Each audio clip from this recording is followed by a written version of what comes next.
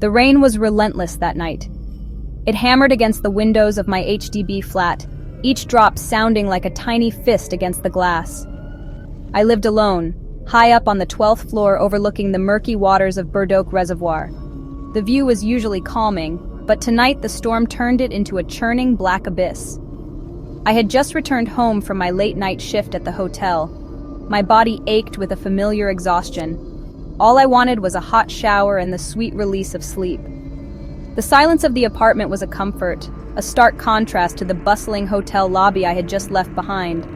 I kicked off my shoes and tossed my keys onto the small table by the door, the metallic jingle echoing slightly in the quiet space.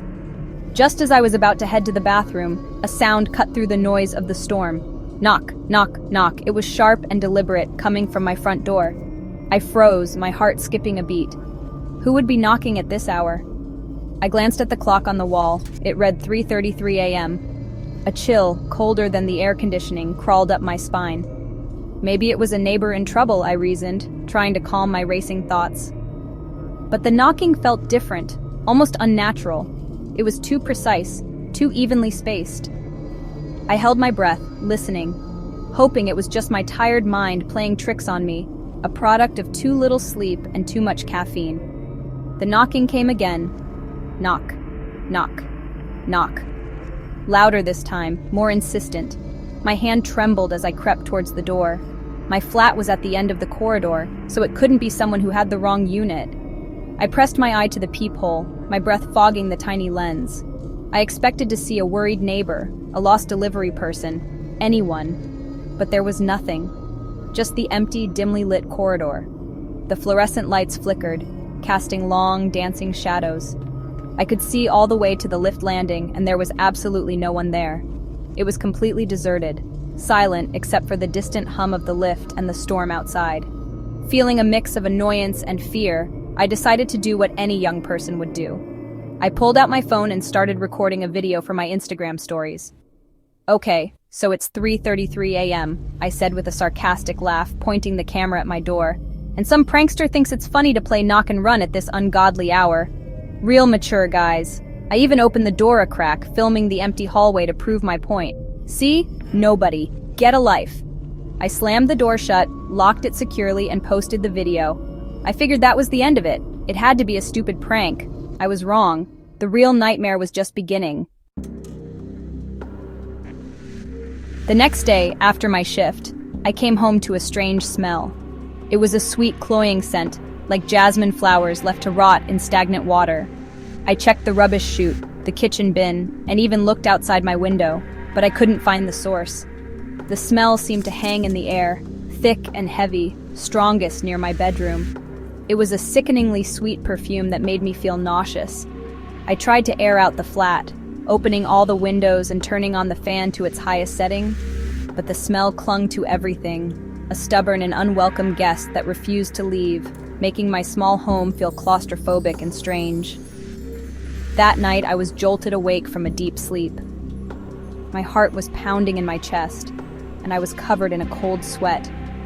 I had a terrible feeling of being watched, an unseen pressure in the room. I fumbled for my phone on the bedside table, its screen lighting up the darkness. The time was 3:33 a.m. Exactly. It couldn't be a coincidence. The jasmine smell was stronger than ever, almost suffocating. I sat up in bed, my eyes darting around the dark corners of my room. The shadows seemed to twist and stretch, playing tricks on my tired mind. I told myself it was just stress from work, but a deep primal fear told me otherwise. The following morning, something else was out of place. It was small, almost insignificant, but it sent a fresh wave of terror through me. My toothbrush, which I always left in its holder on the right side of the sink, was now on the left side, lying directly on the countertop. I lived alone. No one else had a key to my flat. I knew with absolute certainty that I had not moved it. My mind raced, trying to find a logical explanation, but there was none. It was a quiet violation, a subtle sign that my personal space, my sanctuary, was no longer my own. Someone, or something, had been in my bathroom. The final straw came that evening. I was washing my face, splashing cool water to wake myself up before my night shift. As I looked up into the bathroom mirror, I saw it. For just a split second, reflected in the glass behind my own image was a dark, fleeting shadow. It was tall and slender, a humanoid shape that vanished the moment I blinked. I spun around, my heart leaping into my throat. The bathroom was empty. There was nothing there, but I saw it. I knew what I saw. It wasn't a trick of the light. An icy dread settled in my stomach. I was not alone in this flat. I couldn't take it anymore. The fear was eating me alive, making it impossible to sleep or even feel safe in my own home. I remembered my neighbor, Mukchik Farah, an elderly Malay woman who lived 2 doors down. She was always kind, often smiling at me in the lift. She had lived in this block since it was built, and I thought if anyone knew about the strange happenings in this area, it would be her. With trembling hands, I knocked on her door. She opened it with a warm smile, but her expression changed to one of deep concern when she saw my pale, frightened face. I spilled everything. The knocking, the smell, the toothbrush, the shadow in the mirror. Mukchik Farah listened patiently, her brow furrowed. When I finished, she sighed heavily and invited me inside. She made me a cup of hot tea, its warmth a small comfort against the chill that had settled deep in my bones. "Anak," she began, her voice low and serious. "What you are experiencing is not a prank. You have disturbed a Penunggu." She explained that a Penunggu is a guardian spirit, an ancient entity tied to a specific place. She believed this one came from the reservoir. "Bedok Reservoir has a long, sad history," she continued, her eyes filled with a distant sorrow. "Many troubled souls have ended their lives in that water. Their energy lingers there." She told me that these spirits are usually peaceful, keeping to themselves. But sometimes, they become restless. They might latch onto someone, especially those who are spiritually vulnerable or live alone. "The knocking at 3:33 a.m., she said, is a call, a test. They want to see if you will let them in. By opening the door, even a little, you gave it an invitation." Her words hit me like a physical blow. My sarcastic video, my act of defiance, had been a terrible mistake. I had unknowingly welcomed this thing into my home, into my life. The rotting jasmine smell, she explained, was the scent of its decay, a sign of its sorrowful existence. "You must appease it," Mukchik Farah insisted. "You must show respect and ask for forgiveness." She gave me specific instructions for a cleansing ritual. I had to buy a bundle of white joss sticks and go to the edge of the reservoir at sunset. There I was to burn the incense and let the smoke drift over the water. While it burned, I had to recite a simple prayer, asking the spirit for peace and begging it to leave me alone, to return to its watery home. "Speak from your heart, Unak. Be sincere. Show it you mean no harm," she warned. "This is your only chance to make things right." That evening, I did exactly as Mukchik Farah instructed. I walked down to the reservoir's edge, my heart pounding with a mixture of fear and hope. The sun was setting, painting the sky in shades of orange and purple, but the water below looked dark and unwelcoming.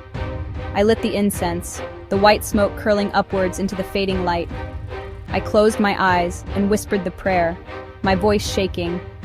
I apologized for my disrespect and pleaded with whatever was listening to find peace and leave me be. I stayed there until the last of the incense had burned to ash, feeling the cool evening breeze on my skin.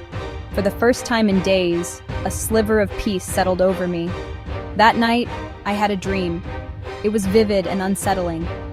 I was standing by the reservoir again, but this time it was pitch black. A woman emerged from the water. She was dressed in a long white gown that was soaked and clung to her thin frame. Her hair was long and black, covering her face. She didn't speak, but a message filled my mind, a feeling of sad resignation and a final warning. It felt as if she was telling me that my apology was accepted, but that I had trespassed somewhere I shouldn't have. I woke up with a gasp. The image of her seared into my memory, but the flat felt different. The air was clear. The sweet, rotting smell was gone. For the next week, life returned to normal. There were no more strange smells, no more displaced objects, no more shadows. I started to believe the nightmare was finally over. Then one afternoon, 2 police officers knocked on my door. My blood ran cold, but they smiled reassuringly. "Young woman, we believe this belongs to you," one of them said, holding up a familiar object in an evidence bag. It was my phone, but that was impossible. My phone was right here in my pocket. They explained it was found by a jogger near the reservoir, half buried in the mud. It was the old phone I had lost nearly a year ago. Curious, the officers had managed to charge it. They found only one file on it, a video from the night of the first knocking. We thought it might be evidence of harassment, but, well, you should see for yourself, the officer said, his expression grim. He played the video. It was my sarcastic recording, my voice mocking the prankster, but the video showed what my eyes had not seen. As I filmed the empty corridor, a tall, shadowy figure of a woman with long, dark hair stood silently right beside my door, just out of my line of sight. As I slammed the door shut, the timestamp on the video froze at exactly 3:33 a.m. If you ever hear knocking at 3:33 a.m. in Singapore, don't open the door. You never know what's waiting outside. Please click the like button, share this video, and subscribe to this channel so more people can know what's out there before it finds them, like how it found me.